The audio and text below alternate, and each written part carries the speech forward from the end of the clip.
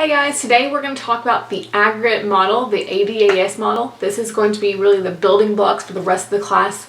So it's really important that you pay close attention and that you try to make sure you understand everything about it, because we're going to be using this model all the way through all the rest of our graphs and all the way through the rest of macroeconomics. Okay, so the ADAS model, the first thing we're going to talk about is how is aggregate demand different from just demand. And aggregate demand, what it represents is all of the economy's goods and services that they're demanding. So basically it's GDP. It's your consumption, your investment, your government spending, your net exports. And it has an inverse relationship with price. So if you look on the graph right here, that as price increases, people are going to buy less and less. Okay, so the more that inflation rises, the less people are going to demand. On our graph right here, we have on our y-axis, we have the price level, and that's represented by PL. So in the future, all you get to write is PL when you're labeling your graph for the y-axis. On the x-axis, we have GDP, and that's represented by Y. So in the future, when you draw graphs, you just have to put a PL and a Y. And this is our aggregate demand line, and it's represented by an AD, okay? So this graph is showing the relationship between price level and GDP. So we're going to talk about, first of all, why is it downward sloping? Why does it have that negative relationship where as price rises, people buy less and less stuff? And there's a couple of different reasons. The first one is the wealth effect.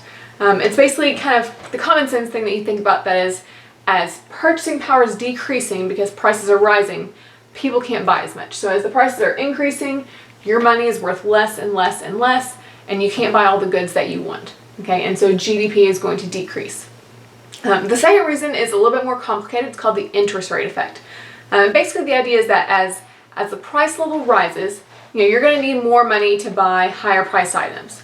And so when they realize that they're going to need more money, banks are going to end up raising interest rates to try to incentivize people to keep their money in the banks. That's kind of one of the reasons. We'll look at some of the other reasons later, but just think that if you're needing more and more of your money to buy stuff and you're wanting to take your money out of the banks are going to have to raise their interest rates to get you to keep your money in the banks, okay?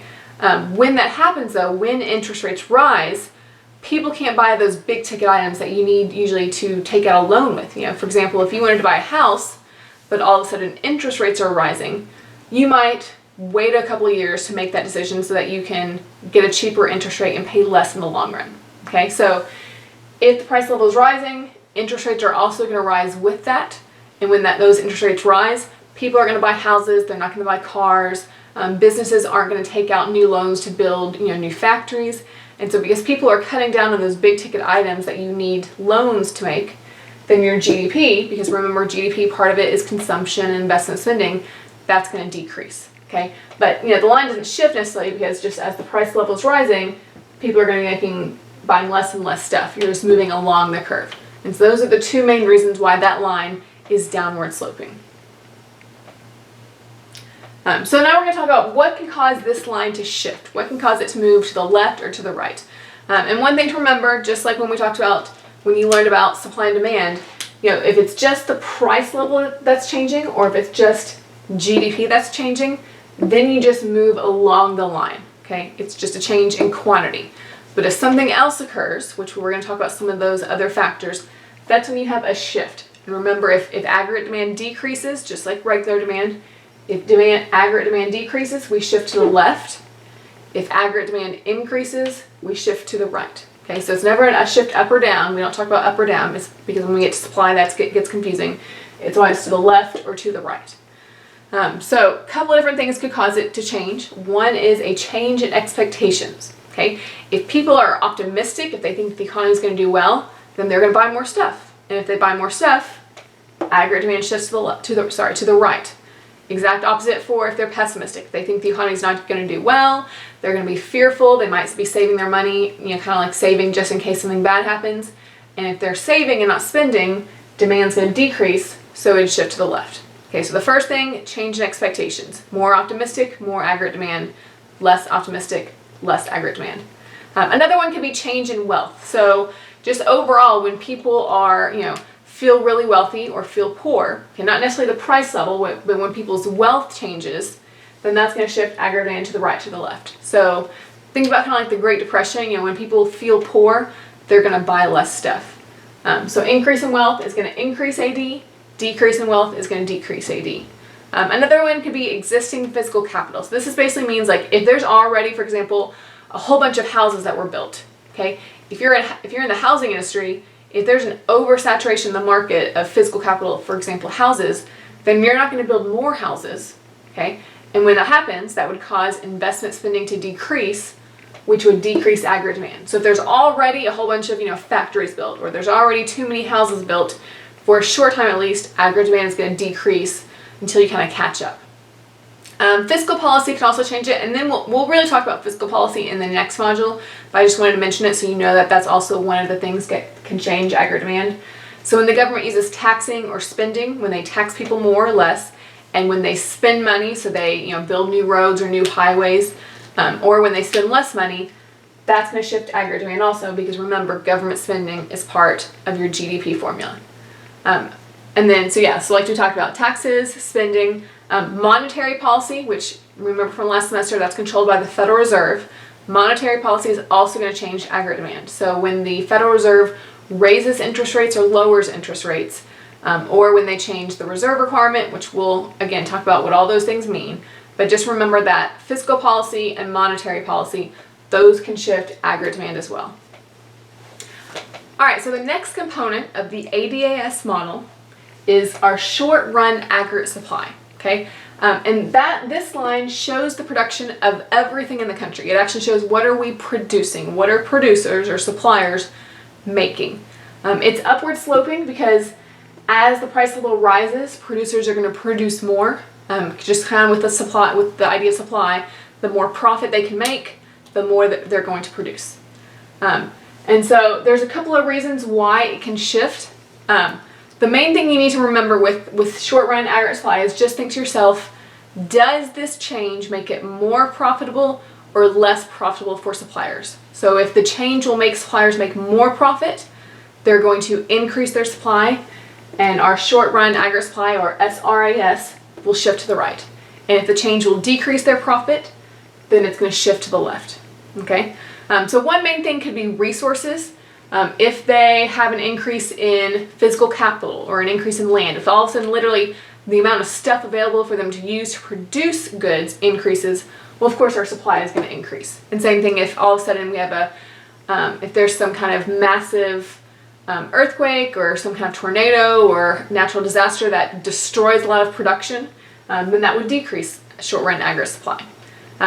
Included in the resources is people's labor, or really what would be wages. So if input costs change, if input costs increase, so like if wages increase and then suppliers are having to pay their workers more, so they're making less profit, then that would cause short-run aggregate supply to decrease. So if the input costs go up, like wages, supply decreases.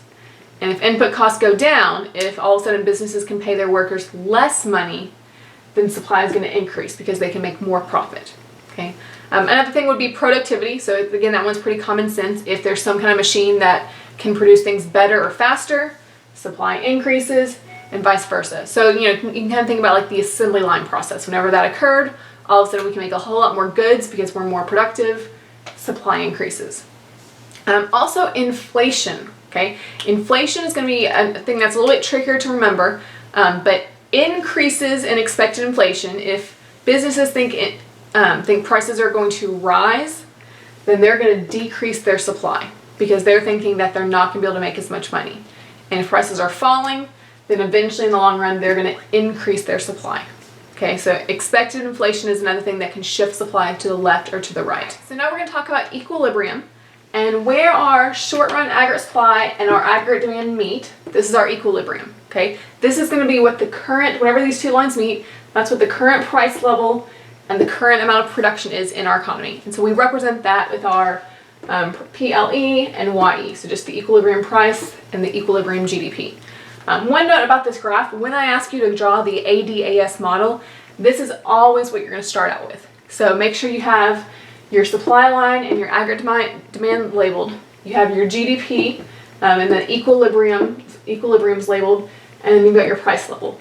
In a moment, I'm going to show you there's one more line we're going to add to that, and that's going to be our long-run aggregate supply. But except for that one line, this is what you need to have. So these lines, just like in supply and demand, these lines, what we're really looking at is when you have supply shocks or demand shocks, when something occurs in the economy, how are these lines going to shift?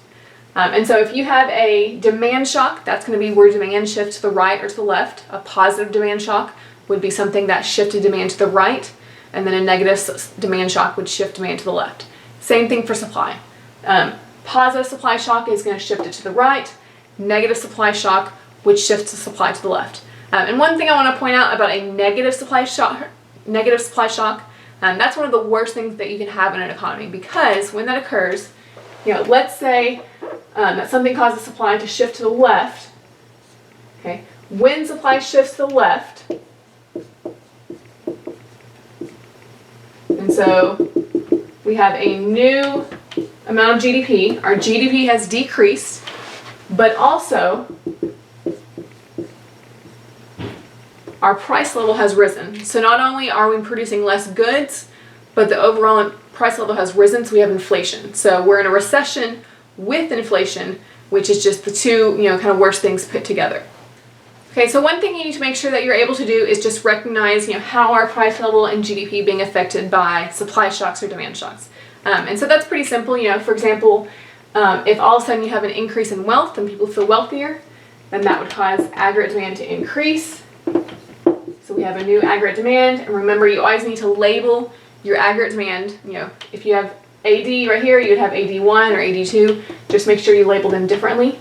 You also always need to make sure that you draw that arrow showing you which direction aggregate demand is shifting. And then you need to label your new equilibriums. So our new equilibrium would be Y, we could say Y1. If you put Y2, that's fine also.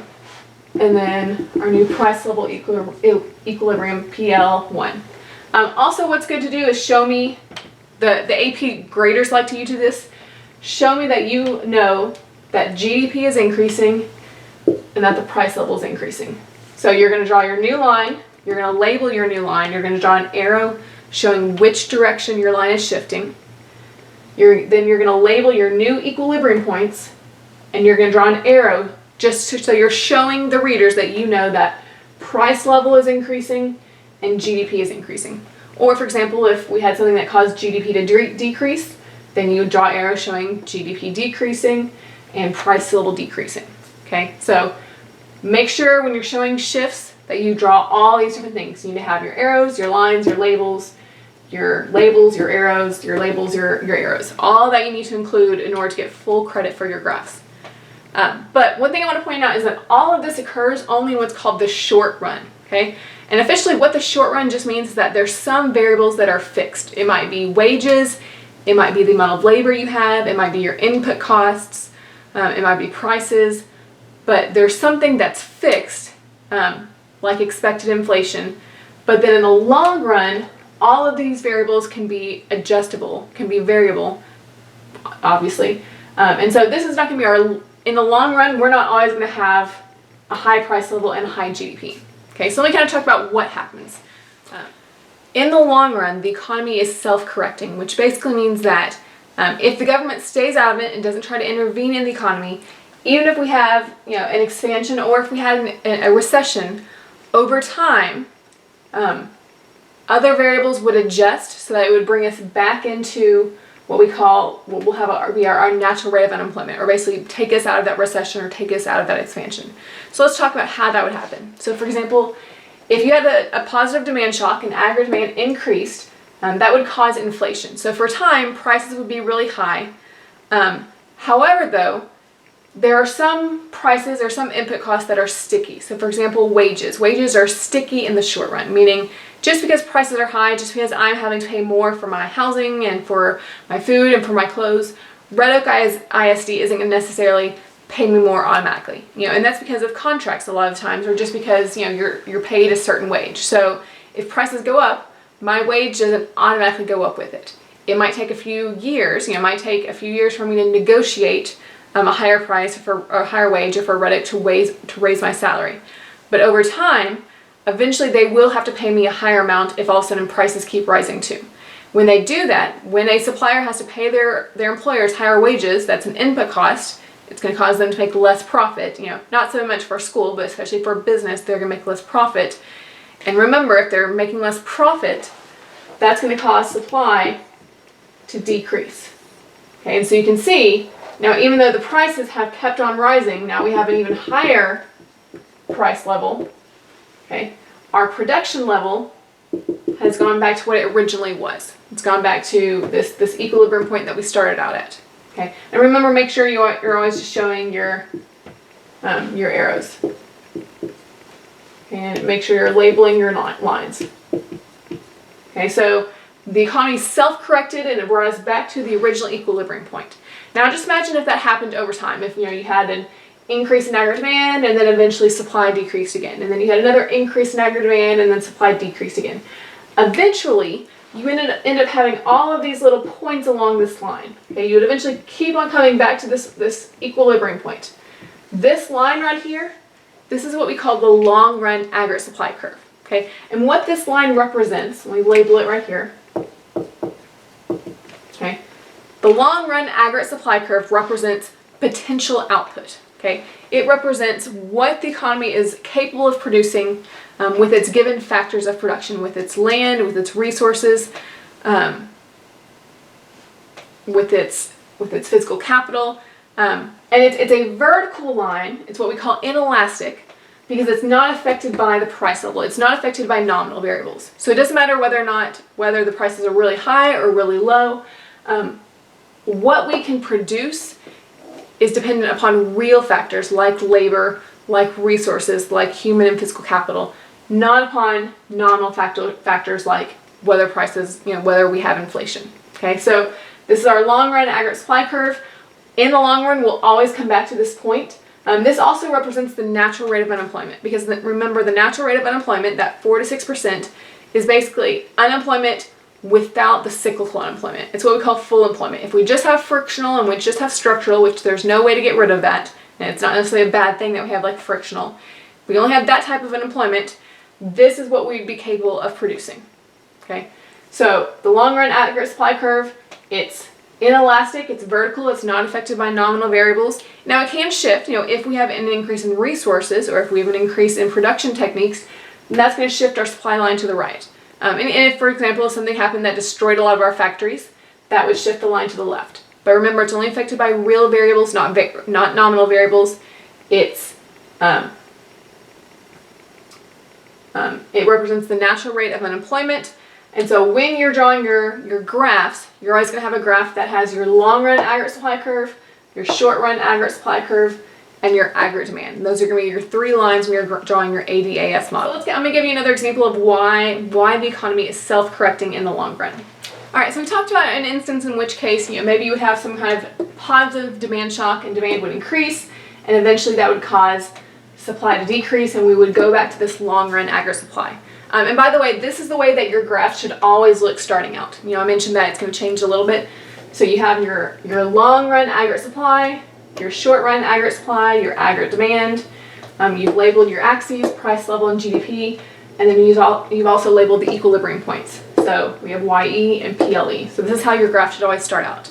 But let's say there's something that occurs that makes demand decrease. You have some kind of negative demand shock, like in the Great Depression. So demand would decrease.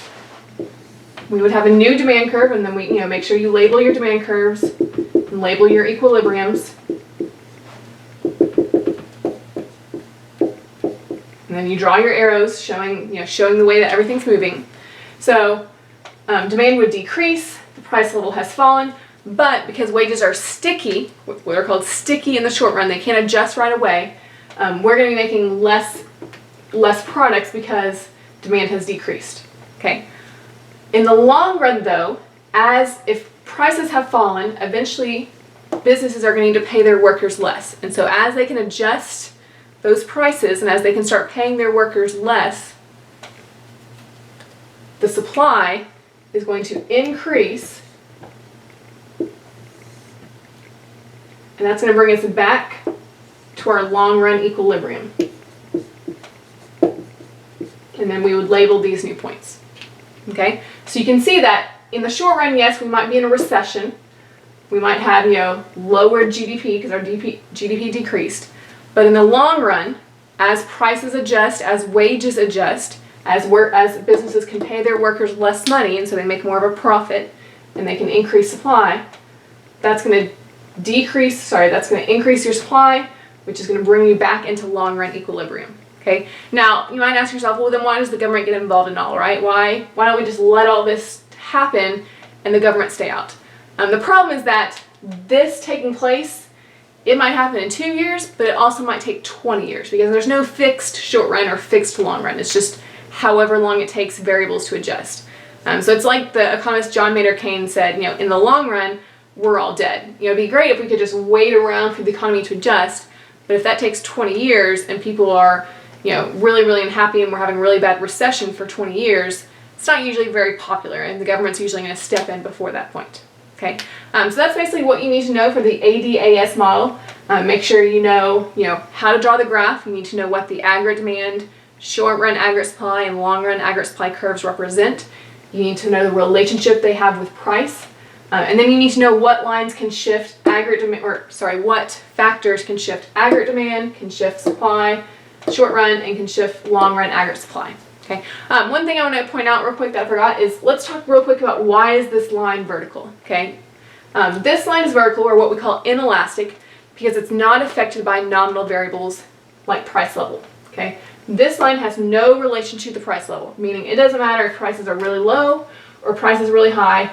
It's at this fixed point, and the fixed point is whatever our potential output is. So this line is going to be determined by our labor, our resources, our human capital, our physical capital. If those change, then this line can shift, and usually it's going to shift to the right. If we have new technology, it's going to shift to the right.